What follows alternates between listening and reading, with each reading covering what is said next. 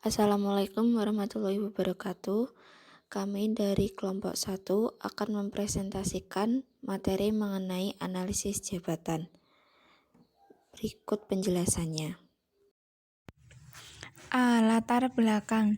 Kegiatan utama dalam manajemen sumber daya manusia adalah melakukan fungsi-fungsi manajemen sumber daya manusia atau MSDM secara tepat dan benar. Tepat adalah setiap fungsi yang ada dilakukan sesuai yang diinginkan oleh manajemen, sedangkan benar adalah cara untuk menjalankan fungsi MSDM tersebut. Salah satu fungsi MSDM yang paling pertama sekali dilakukan adalah analisis jabatan atau job analysis di suatu perusahaan. Tugas manajemen pertama kali adalah merumuskan dan menyusun jabatan-jabatan yang ada di suatu perusahaan.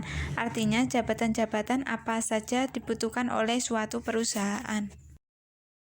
Dalam praktiknya, nilai penting bagi analisis jabatan bagi perusahaan adalah: pertama, untuk membagi habis seluruh tugas-tugas masing-masing unit atau divisi atau individu.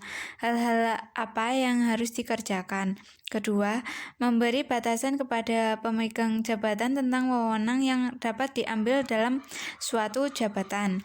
Ketiga, setelah melakukan pekerjaannya, kepada siapa pemegang jabatan harus bertanggung jawab. Keempat, menentukan kualifikasi atau syarat-syarat atau mengisi suatu jabatan. Yang terakhir adalah untuk menentukan target pekerjaan yang harus dicapai untuk setiap jabatan yang diembannya.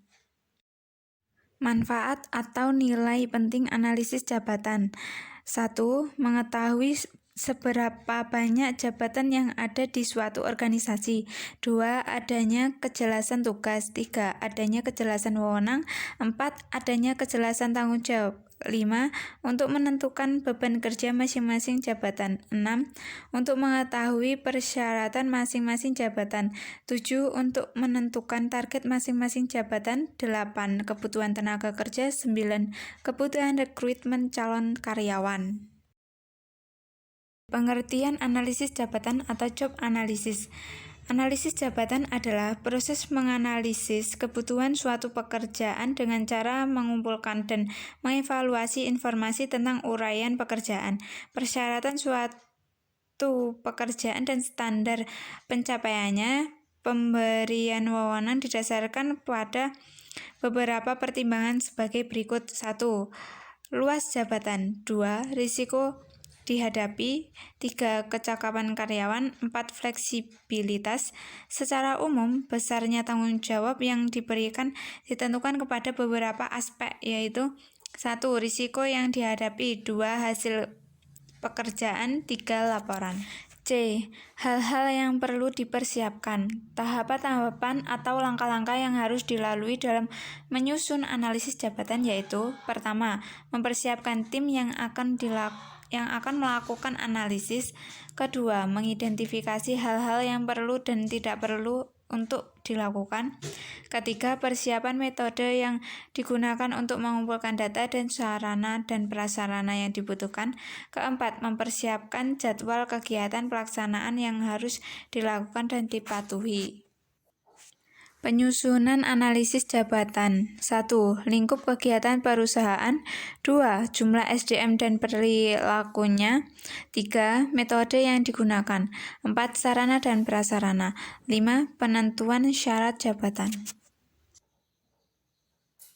Tujuan dan manfaat analisis jabatan. Tujuan melakukan analisis jabatan adalah untuk memudahkan perusahaan dalam memetakan kebutuhan sumber daya sekarang dan di masa mendatang. Manfaat dengan adanya analisis jabatan yang dilakukan perusahaan sebagai berikut. Yang pertama, perencanaan SDM.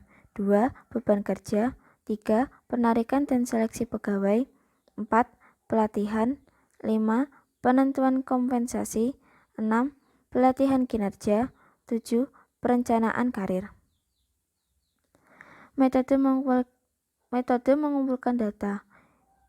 Ada 5. Yang pertama, observasi. 2. Wawancara. 3. Kuesioner. 4. Catatan laporan. 5. Membandingkan dengan job yang sama di perusahaan lain. Observasi. Cara yang paling sederhana dilakukan untuk memperoleh informasi, baik langsung maupun tidak langsung tentang pekerjaan suatu jabatan. Yang kedua, wawancara. Cara untuk memperoleh data secara langsung dari karyawan yang bersangkutan. Ketiga, kuesioner. Penyebaran kuesioner atau daftar pertanyaan yang diberikan kepada karyawan yang dituju dan guna melengkapi hasil wawancara yang dirasa kurang lengkap. Yang keempat, catatan laporan. Dari laporan ini dapat diketahui sebagai tambahan informasi terhadap hasil aktual yang telah dilakukan, baik secara harian, mingguan, maupun bulanan. Yang kelima, membandingkan dengan job yang sama di perusahaan lain. Membandingkan dengan pekerjaan yang sama dengan perusahaan lain yang jabatan dan fungsi yang sama. Analisis beban kerja. Beban kerja atau workload adalah membandingkan antara total waktu baku untuk selesaikan tugas pekerjaan terhadap total waktu standar dikalikan dengan 100%. Hasil perhitungan beban kerja ini merupakan cerminan penggunaan waktu kerja produktivitas dalam suatu periode tertentu. Dari hasil ini juga akan terlihat apakah beban kerja seseorang lebih atau kurang. Jika beban kerjanya berlebih akan menyebabkan produktivitasnya turun. Demikian pula sebaliknya, jika beban kerjanya kurang, maka akan banyak waktu yang terbuang. Manfaat analisis beban kerja dari sisi manajemen SDM. Yang pertama, sebagai dasar untuk merencanakan waktu yang digunakan untuk menyelesaikan suatu pekerjaan. Yang kedua, mengoptimalkan sumber daya manusia yang ada.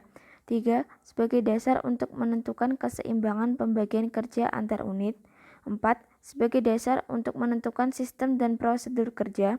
5. Sebagai salah satu dasar untuk menetapkan standar prestasi kerja seseorang. 6. Sebagai dasar untuk menentukan kebijakan kompensasi baik berupa gaji, bonus, insentif, atau benefit lainnya. 7. Sebagai dasar untuk menentukan jenjang karir, apakah perlu dipromosi, demosi, atau dirotasi. 8. Sebagai dasar untuk menentukan pelatihan bagi mereka yang dirasakan masih belum mampu memenuhi beban kerjanya. Dalam praktiknya, cara mengetahui beban kerja dapat dilakukan melalui berbagai cara, antara lain, yang pertama, cari tahu job description dan job specification yang telah dibuat sebelumnya. Yang kedua, lakukan wawancara kepada pemegang jabatan.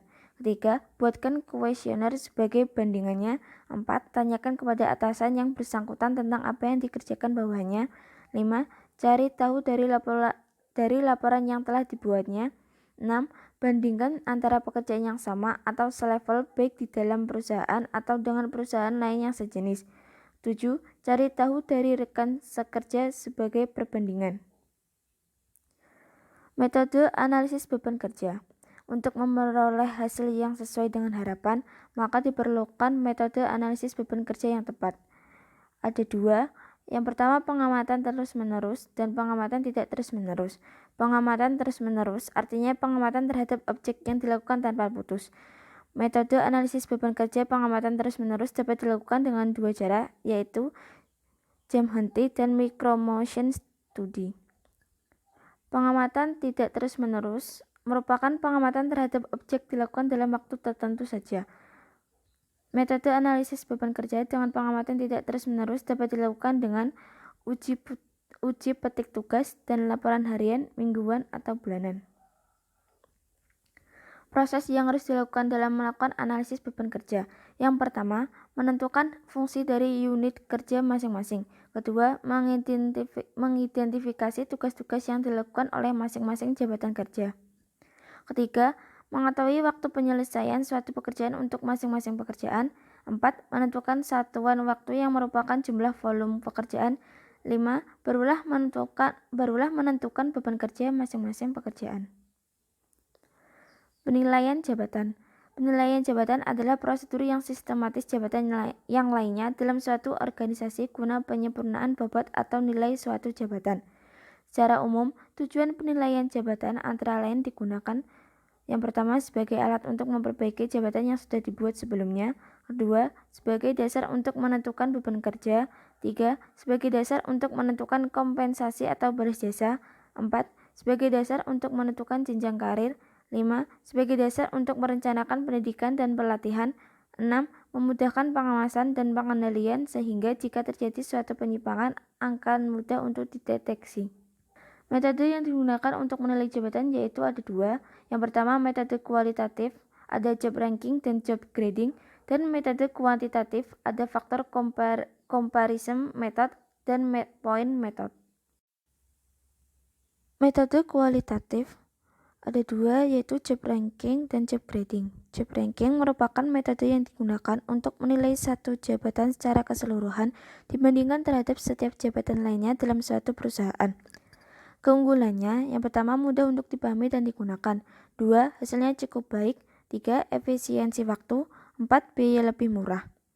Kelemahannya, yang pertama standar dapat ditentukan sendiri. Kedua, penilaian bersifat subjektif. 3. Banyak jabatan dan beragam. Yang selanjutnya adalah job grading. Job grading adalah metode klasifikasi jabatan, yaitu jabatan-jabatan yang ada ke dalam kelompok atas kelas tertentu. Keunggulannya, yang pertama metode sangat sederhana. 2. Mudah untuk dilaksanakan. 3. Mudah dipahami. Kelemahannya, yang pertama membutuhkan ketelitian. 2. Nilai standar. 3. Sukar dilaksanakan. 4. Perlu tenaga ahli.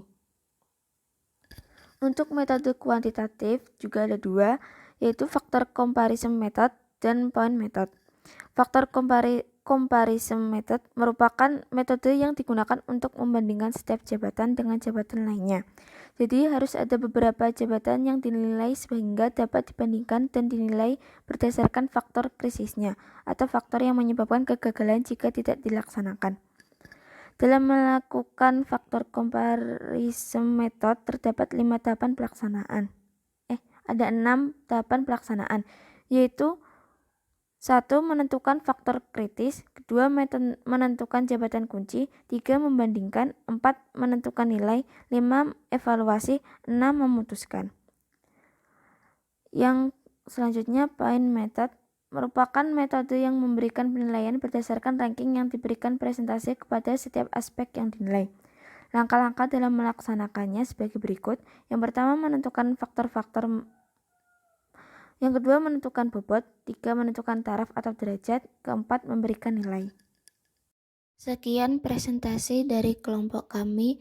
Mohon maaf jika ada kesalahan kata dalam penyampaian materi ini. Wassalamualaikum warahmatullahi wabarakatuh.